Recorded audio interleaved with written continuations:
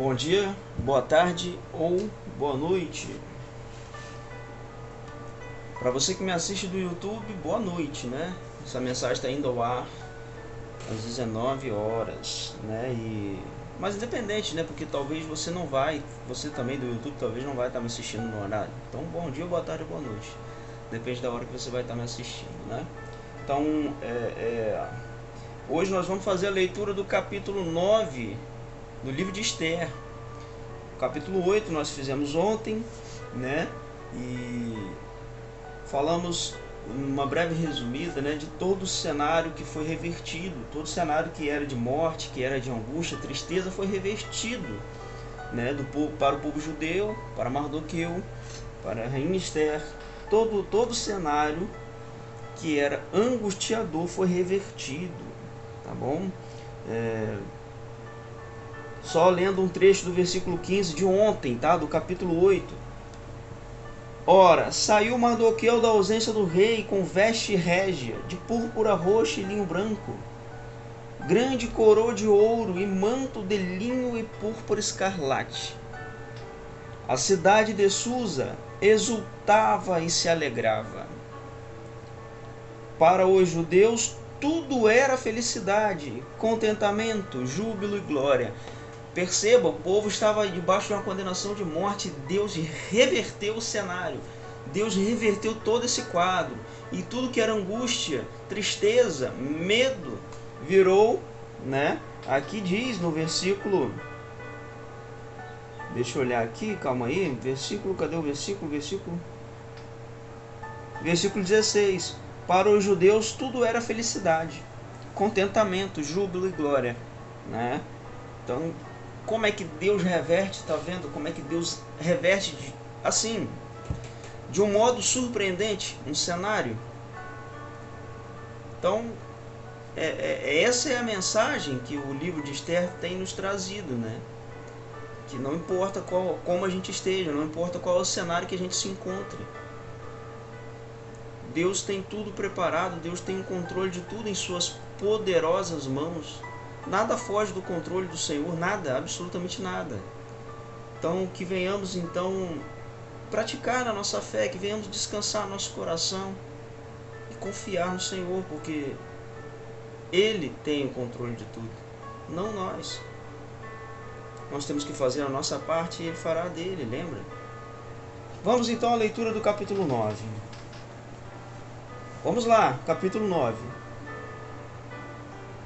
No 12º mês, que é Adar, no 13º dia, quando se deviam executar a palavra e o edito do rei, dia em que os inimigos dos judeus haviam esperado triunfar deles. No caso aqui diz sobre o primeiro edito, né? Aquele decreto de morte que foi aberto contra os judeus. Então aqui está falando desse primeiro edito, que chegou o dia desse edito ser cumprido, mas só que o que se viu foi ao contrário, foi um cenário contrário, foi um cenário totalmente diferente, né? Como vai dizer aqui nos próximos versos, ó. Vamos lá. Dia em que os inimigos dos judeus haviam esperado triunfar deles, verificou-se o contrário. Os judeus é que obtiveram o triunfo sobre aqueles que os odiavam, né? Então, o povo que era oprimido é que saiu vencedor no final. Então, versículo 2. Em todas as províncias do rei Assuero, reuniram-se os judeus em suas cidades, a fim de lançar mãos sobre os que procuravam a sua desgraça. E ninguém lhes resistiu, pois o temor que inspiravam acometera todos os povos. Ou seja, os judeus se reuniram para ir contra, para se defender, para atacar aqueles que os oprimiam, aqueles que queriam oprimê-lo. Mas ninguém resistiu ao povo judeu, pois o temor, né, acometeram todos os povos, né? Então, o temor do povo judeu, né, o temor tomou o coração de todos aqueles que eram contra os judeus. né? Então Deus reverte um quadro de uma tal maneira que a gente fica surpreso, a gente não consegue entender, porque de um povo oprimido se tornou um povo que causa temor nos seus opressores, nos seus ex-opressores, porque agora esse povo que oprimia os judeus, né, já não tinham mais aquela coragem nem sequer de enfrentar, quanto mais oprimir, porque eles já não tinham mais poder sobre os judeus, eles já não tinham mais a vantagem de opressor, né? Eles já não causavam temor, porque Deus virou o quadro, Deus virou o jogo. Na verdade, eles agora temiam ao povo judeu. Então é impressionante como Deus age. E todos os príncipes das províncias, os sátrapas, os procuradores e os funcionários do rei os auxiliaram, pois estavam possuídos de medo para com Mardoqueu. Mardoqueu, pai adotivo de Esther, que era agora um servo de alto posto do reino. Recebeu toda a honraria por ter salvado a vida do rei, né? E foi anunciado diante do povo, foi glorificado, foi honrado diante do povo. Então, o povo agora temia Mardoqueu. Com efeito, este era poderoso no palácio do rei, Mardoqueu, né? Sua fama se espalhava por todas as províncias, pois esse homem, Mardoqueu, se tornava cada vez mais influente. Assim, os judeus feriram à espada todos os seus inimigos, causando-lhes morte e extermínio. Trataram como bem lhes aprouve aqueles que os odiavam. Na cidadela de Susa, os judeus mataram e exterminaram 500 homens, notadamente Parchandata, Dalfon e Aspata, Porata, Adalia e Aridate, Parmasta, Arisai, Aridai e Gesata, que eram os 10 filhos de Amã, filho de Amadates e inimigo dos judeus. Assim os fizeram perecer.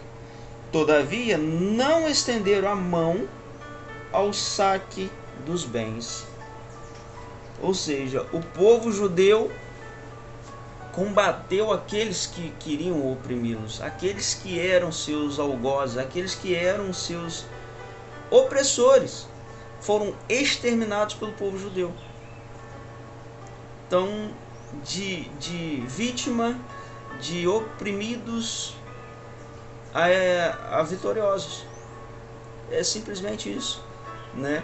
Assim, resumindo em poucas palavras, Deus levantou aquele que estava caído, aquele povo que era para ser exterminado, foi erguido, e todos os seus opressores foram retirados de cena.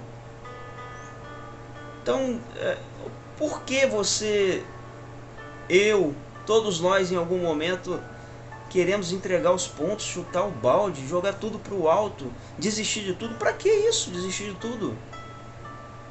Para que pensar dessa forma? Se Deus, que é poderoso, Ele trabalha a nosso favor, Ele vai nos honrar se praticarmos a nossa fé. Então é só acreditar, não é fácil, eu sei, porque a gente é limitado, né? A gente não consegue ver o que está adiante, mas Deus conhece o nosso futuro. Ele não só conhece, como Ele preparou cada detalhe.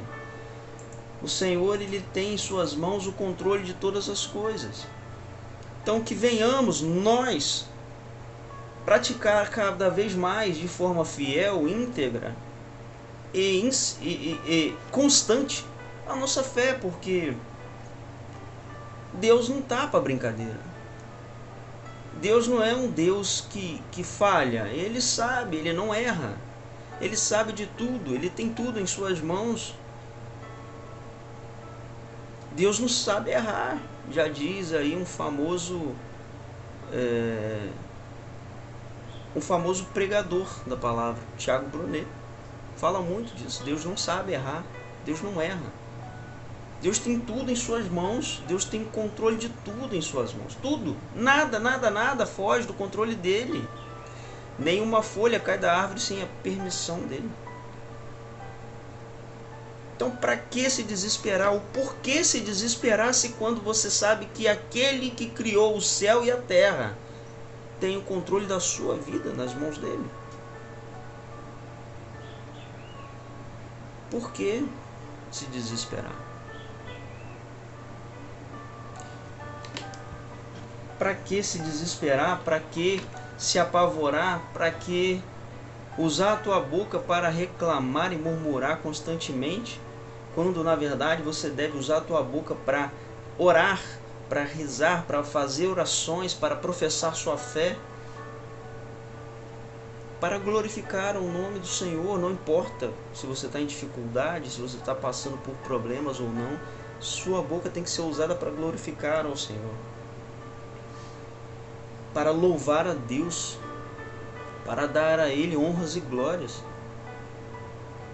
Porque você não pode só glorificar a Deus quando você está bem. Você tem que glorificar a Deus todos os dias da sua vida, independente se está chovendo, caindo raio, ou se está com o céu azul e o sol brilhando forte. Em todo momento dai graças e glórias a Deus. Ele é poderoso para reverter qualquer situação. Não existe impossível para Deus.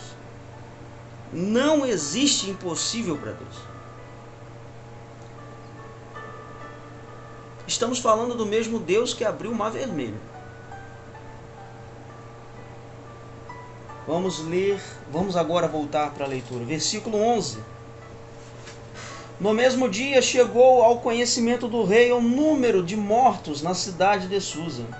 E o rei disse à rainha Ester: na Acrópole de Susa, os judeus mataram e exterminaram 500 homens e os 10 filhos de Amã, que não terão feito nas demais províncias do rei. Todavia, qual é agora o teu pedido? Ser-te-á outorgado. Qual o teu desejo? Será cumprido. Ester respondeu: se aprouver ao rei, seja permitido aos judeus que estão em Susa proceder amanhã conforme o edito que lhes foi dado para hoje. Quanto aos 10 filhos de Amã, sejam suspensos ao patíbulo. E o rei mandou que assim se fizesse. Um edito foi, pois, publicado em Susa, e os 10 filhos de Amã suspensos ao patíbulo, ou seja, mortos enforcados, né? Em consequência, reuniram-se os judeus que estavam em Susa aos 14 do mês de Adar e mataram 300 homens em Susa. Todavia, não estenderam a mão ao saque dos bens. Os demais judeus que se achavam nas províncias do rei também se congregaram para defender a vida e conseguiram libertar-se dos seus inimigos.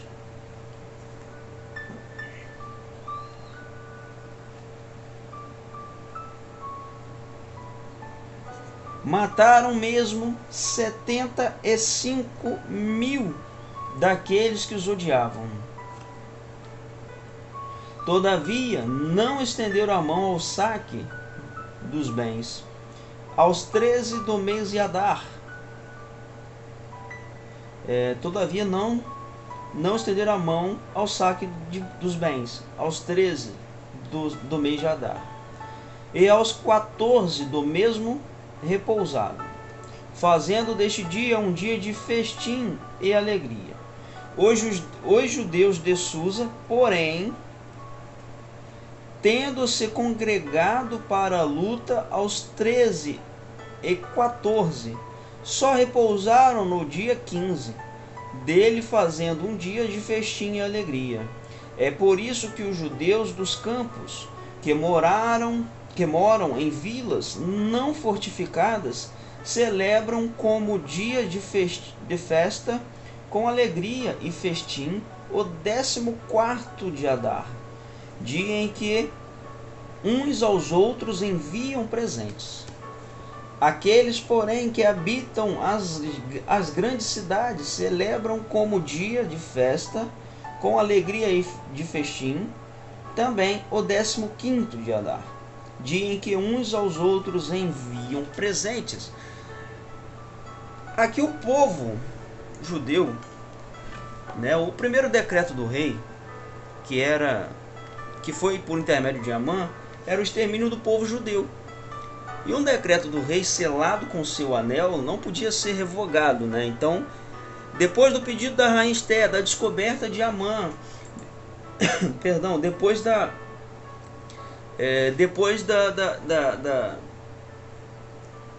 honraria a Mardoqueu, da morte de Amã, pelo fato da opressão de Amã para com Mardoqueu e o povo judeu, a rainha Esther também pediu que se revogasse o decreto, mas não podia ser revogado. Então que se omitisse um novo decreto, né? Então nesse novo decreto estava sendo autorizado para que o povo judeu, e apoiado para que o povo judeu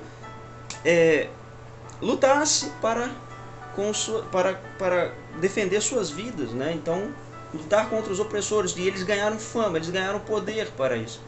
Então por isso que houve esses confrontos, e o povo judeu, claro, porque Deus estava ao seu lado, saiu vencedor, né? Então os opressores foram retirados de cena, né? E os oprimidos, os judeus, foram exaltados. Só Deus faz isso. Deus tira você da onde todos olham e dizem que você não vai se levantar, que você não vai conseguir sair dessa situação, que você não vai se recuperar, que você será destruído, que vai acabar morrendo onde está. Deus tira você dali e coloca num posto onde ninguém imaginava. Como eu falei, nenhum cenário é irreversível para Deus. Deus pode reverter qualquer cenário. Qualquer cenário. Não existe impossível para Deus. Basta você crer nisso. Vamos continuar então a leitura. Versículo 20, tá? Mardoqueu conseguiu estes acontecimentos por escrito, e enviou cartas a todos os judeus que se achavam em todas as províncias do rei Assuero, tanto aos que estavam perto como aos que estavam longe, ordenando-lhes que todos os anos celebrassem os dias 14 e 15 do mês de Adar, como os dias em que os judeus haviam conseguido libertar-se dos seus inimigos, e o mês em que a sua tristeza se converter em alegria, seu luto em festividade.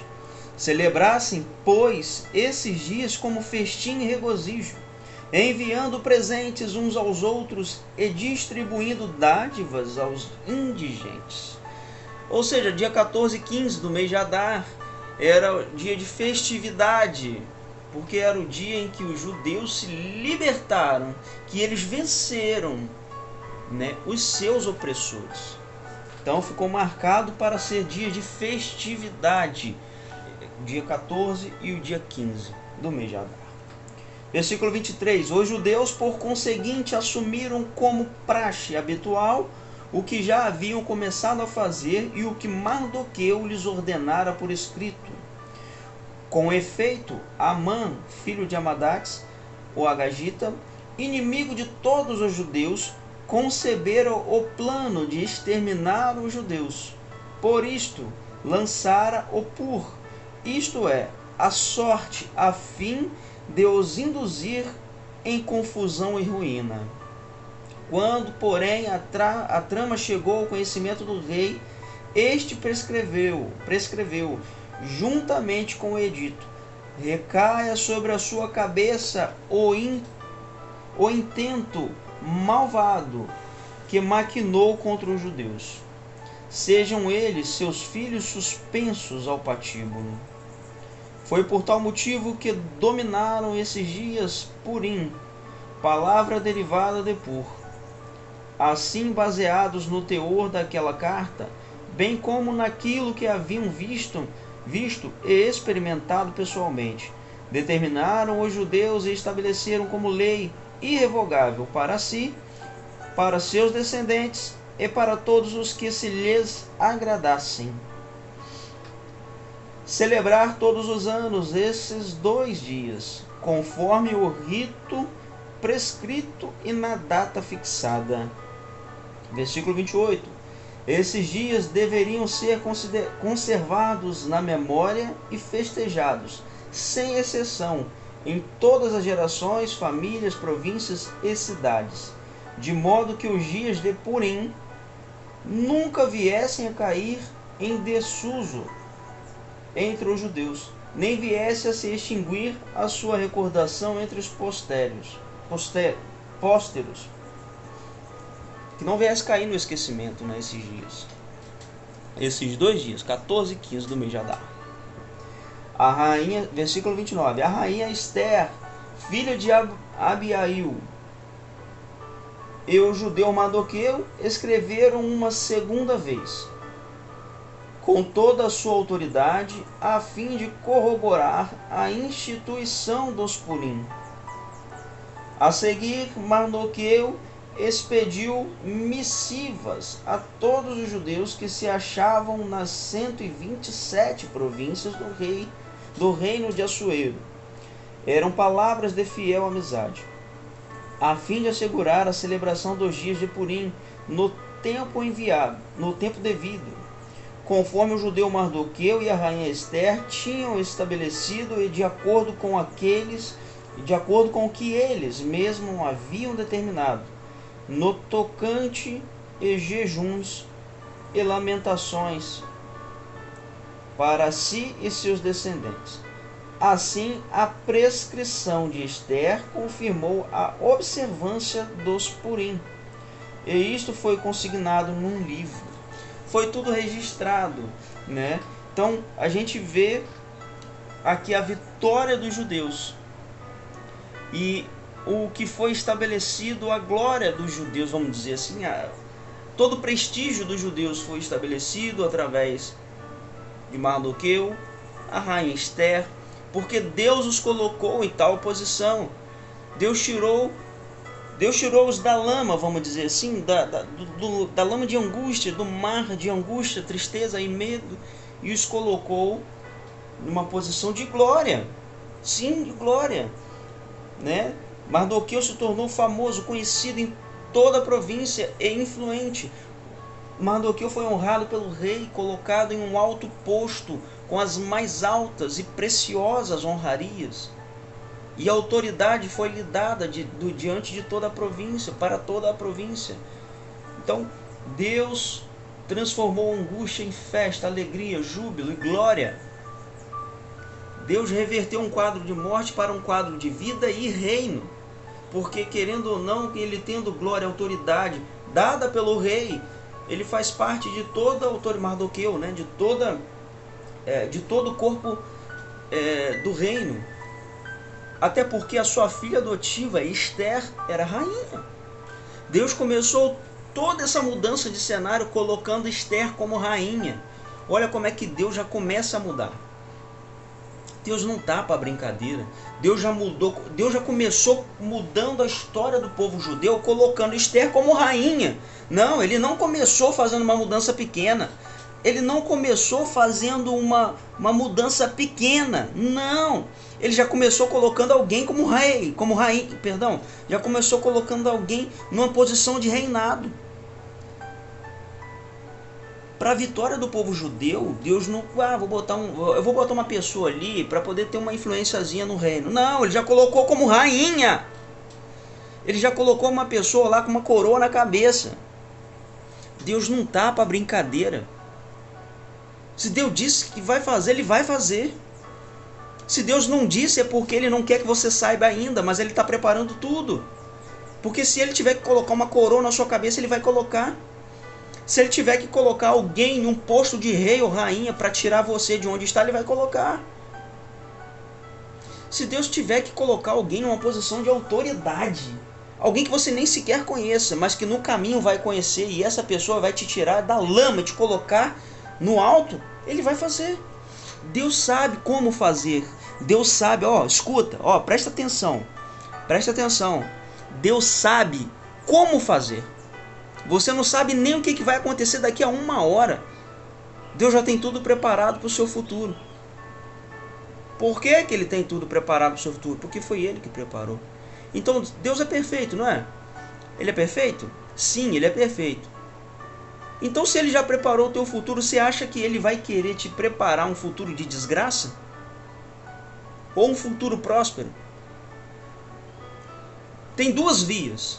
Você tem a via de usufruir do que Deus tem preparado para você. Deus já preparou para você. Você tem duas vias de seguir para usufruir do que Deus tem preparado para você. Alerto a você, porque o caminho para você chegar lá é duro, não é fácil. Você já está experimentando disso. Se você está vivendo um tempo de angústia, se está vivendo, passando por dificuldades, você já está passando pelo processo. Certo? Então você está sendo preparado nesse processo para viver o extraordinário que Deus tem para você. Já está preparado, está nas mãos dele. Só que ele preparou cada detalhe também. Você precisa se preparar, você precisa passar por cada etapa, você não pode pular nenhuma. Você precisa passar por cada detalhe que tem no meio do processo. Pois é o processo que te deixa pronto. Não é o tempo de tranquilidade que vai te preparar para nada. Tempo de tranquilidade vai ser a recompensa lá na frente, pelo processo e sofrimento que você passa agora. E você tem duas vias: viver o extraordinário de Deus, passando pelo caminho de dificuldade, de processo, de preparação, de transformação, ou seguir o caminho mais fácil, que não é o de Deus. O mais fácil, que talvez vai te livrar da angústia agora, mas vai te levar à condenação eterna. Pode te livrar do sofrimento agora, a curto prazo, mas no longo prazo, na eternidade, o sofrimento será eterno. Então, não abra mão da sua fé. Não desista de professar a sua fé. Não abra mão do caminho que é um pouco difícil, que é difícil, para um caminho mais fácil. O caminho difícil agora te leva à paz eterna, à tranquilidade eterna, à vitória e glória eterna. O caminho fácil agora te leva à perdição eterna, à condenação de almas. Então, cabe a você escolher, porque se você decidir, não, eu quero passar pelo processo, eu quero o caminho de Deus, eu quero viver o que Deus tem para mim, então aguenta um pouco mais. Está sofrendo, está difícil, eu sei que tá, então aguenta um pouco mais. Se agarra naquele que pode aliviar o teu peso. Se agarra, se ajunte, chegue para perto daquele que pode aliviar a carga que está em seus ombros. Porque está difícil? Pode ficar mais difícil? Pode. Mas se você clamar, buscar e estiver próximo daquele que pode aliviar o peso de seus ombros, você vai passar pelo processo. Não importa como o vento esteja tão forte. Não importa o quão violento esteja a tempestade. Aquele que pode aliviar o peso de seus ombros pode te ajudar a atravessar qualquer tempestade.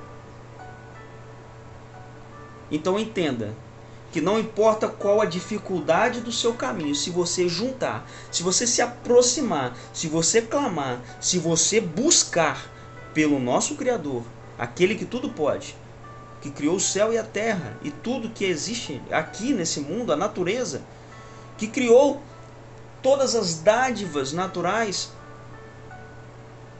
que criou todo ser vivente, se você se aproximar dele, se você pedir a ele para te ajudar, ele vai te ajudar a passar pelo processo.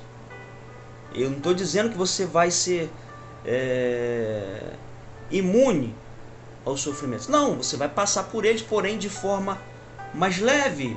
Você vai conseguir superar cada detalhe, cada momento, cada coisa que aparecer no teu caminho. Você vai conseguir superar. Porque Deus vai estar com você. Porque Ele vai estar aliviando o peso dos seus ombros. Porque Ele vai pegar na tua mão para te ajudar a caminhar. E outro detalhe, Ele vai te carregar nos braços nos momentos mais difíceis da sua vida. Porque você escolheu Ele como a sua coluna que te mantém de pé. Porque você escolheu Ele como teu provedor. Porque você escolheu Ele como aquele que pode aliviar a tua angústia. Então Ele jamais vai deixar você sozinho. Deus é fiel. Deus é um amigo fiel. Não é um amigo que na hora da dificuldade te deixa sozinho, não. Então se você escolher a Ele, Você vai passar por qualquer problema que possa surgir, por qualquer dificuldade que possa surgir, mas você vai atravessar, porque aquele que abriu o mar vermelho para o povo hebreu vai abrir para você também. O povo hebreu atravessou o mar, porque Deus abriu o mar vermelho para que eles atravessassem sem molhar a planta de seus pés. Sabe o que é isso? Porque ele abriu o mar de uma tal maneira que o caminho que eles iam passar estava seco. Porque nem a planta dos pés Deus deixou que molhassem eles. Nem a planta dos pés ele deixou que fosse molhada para atravessar o mar. Pensa comigo. Atravessar o mar, no meio do mar, gente. Que isso, meu? Que isso, gente? Pelo amor de Deus, acorda! Acorda! Estamos falando do mesmo Deus. Por que que para você que está aqui, neste momento, ele não vai abrir o mar vermelho para você também? Responda-me. Você prefere acreditar em quem? Em um parente policial? Em um amigo que é juiz? Em um fulano, vizinho que é vereador, que é governador, que é isso, que é aquilo? Do que acreditar naquele que abriu o mar vermelho? Bota um policial, bota um vereador, um conhecido da alta patente que você tenha. Manda ele abrir uma bacia de água. Vai abrir? Não vai! Não vai! Somos todos mortais. Somos todos carnais, sabe? Todos nós iremos perecer, voltar ao pó. Todos nós. Não há aquele que vá ser invencível. Não existe aquele que é imortal aqui nessa terra. Somos todos seres humanos. Se você der um corte no seu braço, você vai sentir dor. Todos iremos um dia morrer, voltar ao pó. Então para que você deposita mais fé em um amigo influente do que naquele que abriu o mar para libertar um povo?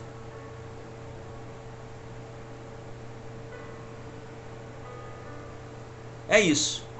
Então reflita. Está em dificuldade? Está passando por provações?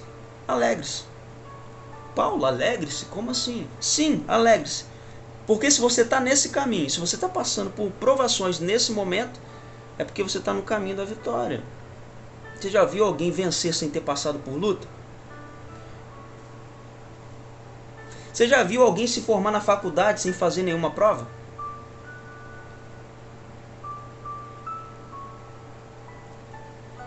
Então pense nisso. Pense nisso, permaneça firme, aguente um pouco mais. Peça a Deus para te ajudar a aguentar, te manter de pé, te sustentar. E principalmente, pede a Ele para te guiar. Fique sempre perto do Senhor. Busque sempre a Ele. Você vai vencer. Eu não estou de achismo, não estou falando uma mensagem de incentivo.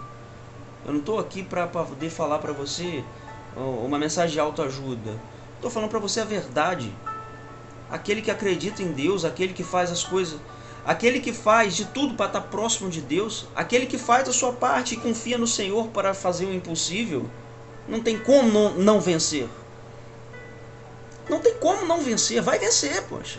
Por que vai vencer? Você está depositando a sua fé no Criador, naquele que tudo pode, então você vai vencer. Eu não estou dizendo que eu acho, eu estou dizendo que você vai vencer. Porque você está depositando a fé naquele que tudo pode. E Ele jamais vai te deixar sozinho. Ele jamais vai deixar que a sua fé seja em vão. Não, porque Ele diz, é impossível agradar a Deus sem fé. Sem fé é impossível agradar a Deus. Então se você tem fé, você vai agradar a Deus. E se você agrada a Deus, você está disposto a receber tudo de bom que Ele tem para te dar. Tudo de bom que Ele já tem preparado para você. Então, Deus te abençoe e te dê a paz. E busque sempre estar próximo de Deus. Continue em oração. Reze, ore, ore, ore, ore. A Bíblia diz, orar sem cessar. Independente da sua religião. Católico, protestante, crente, evangélico. Não importa, nós estamos aqui falando de Deus. Não estou falando de religião, estou falando de Deus. Então não importa a sua religião. O que importa é você estar próximo daquele que pode salvar a tua alma, daquele que pode abrir o mar vermelho, daquele que pode te entregar a vitória, daquele que pode aliviar o peso de seus ombros. Deus te abençoe.